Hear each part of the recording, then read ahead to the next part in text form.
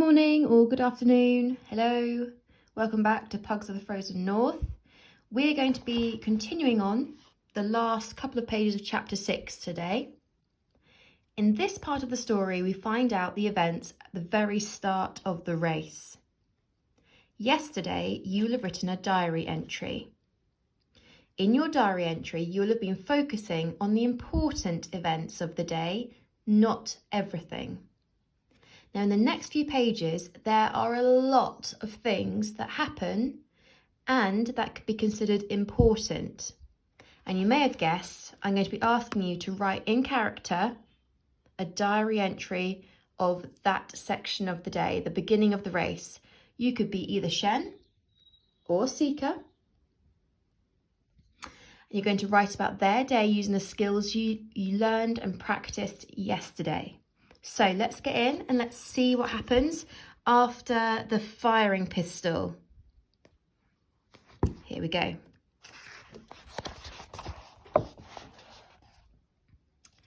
There were only some disasters right away, which was only to be expected with so many sleds all starting out together. Some tangled in each other's runners. Some of the dog packs stopped running and started fighting. A speedy Russian sled crashed nose first into a hole, which opened suddenly in the ice. Sir Basil chuckled and tossed away a can of antifreeze. Antifreeze, children, gets rid of ice. So I wonder if you can be detectives there and work out why a big hole suddenly appeared in the ice. A small avalanche, triggered by all the noise, came rushing down the fjord side and crumpled the origami sled before it had gone 10 metres. Here's the picture of that. Oh dear. Oh dear. He looks so unhappy. Well, of course he does. The inflatable sled popped when one of the dogs pulling the sled behind it mistook it for a huge runaway sausage and took a bite. And three sleds were knocked over when Chief Marshal's balloon fell on top of them. She had accidentally punctured it when she fired the starting pistol. Oh dear, you can see the general theme here is some very unhappy people.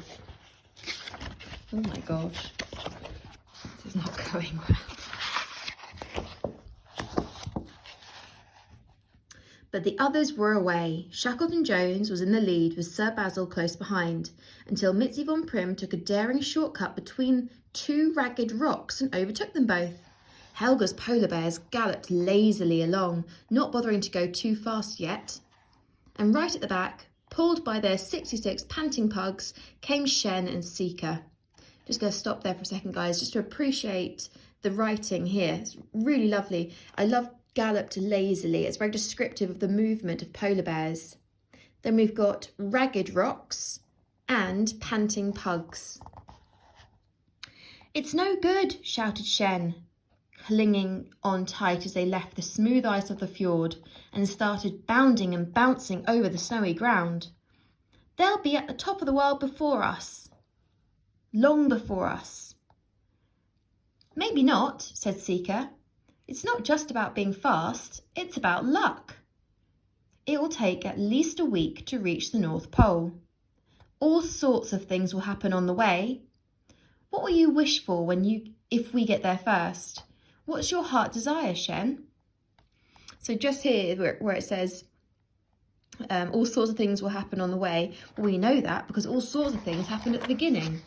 Sorry guys about my reading. I often seem a bit jolted because sometimes I'm looking through the camera and other times I'm trying to look around my phone to look at the page. So I apologise for that.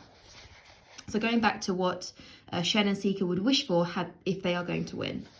I don't know, said Shen. He had been thinking about it a lot as the sled whisked along. He supposed he ought to wish for a family. He had never had one of his own, except for Bo and Mungbean and Captain Jeggings, who didn't really count. But he didn't want a magic family, just an ordinary one. So he said, I'm still thinking about it. So there's an answer to one of the questions I gave you at the very, very beginning. What happened to Shen's family? Well, we've learnt a fact, and that's that he doesn't have one. I know exactly what I want, said Seeker. I'll ask the Snow Father to make Grandpa well again. to let him live another lifetime, so he'll have a chance to race again next time true winter comes. And some of you actually have predicted that. I saw when you predicted what would happen if Shen and Sika won, and you did the exchange between Snowfather and Shen and Sika. A few of you mentioned Sika wishing for her grandfather to be better. So well done to you guys who truly understood what kind of person Sika is. Can the Snowfather really do that? Wondered Shen. Of course he can. He can do anything. Shen looked back and wished that he knew what to wish for.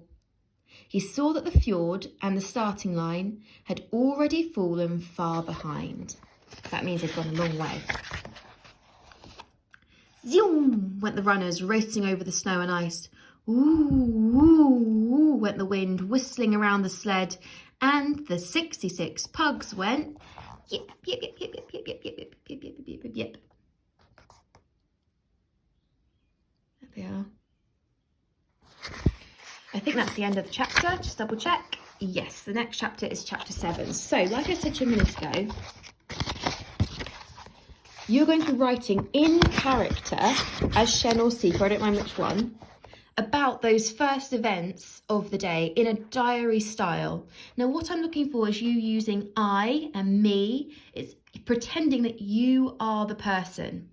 And to show that we're there and we've understood the events, you record what happened, but you also add how you felt about that. So add descriptive words for your emotions when the different things happened. I'm talking scared, surprised, worried, nervous. Maybe you can talk about what it sounded like. The loud yapping, the whooshing of the wind, or the howling of the wind, like it told us a minute ago.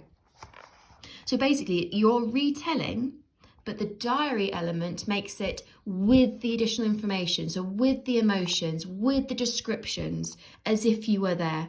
And that will show me that you are understanding the content of the text, which means you understand what's going on, and you can also relate to the characters. So you can be Shen or Sika, I do not mind which one, and you're retelling these things from their point of view. So if you can do that, you obviously have good inference skills as well. So what I would suggest doing now, children, is stopping the video, going back to the beginning, listening to it again. You might like to draw a story map. You might want to pause and play the video so you can keep a good track of the things that happen. You might want to draw an all-over storyboard. You might want to segment things up into bullet points or make a list. It's entirely up to you how you want to record the main events, but that's what you're looking for. The main things that happened, and then for your character, what that was like, how that felt, how that sounded. Okay, good luck. Email me if you've got any problems.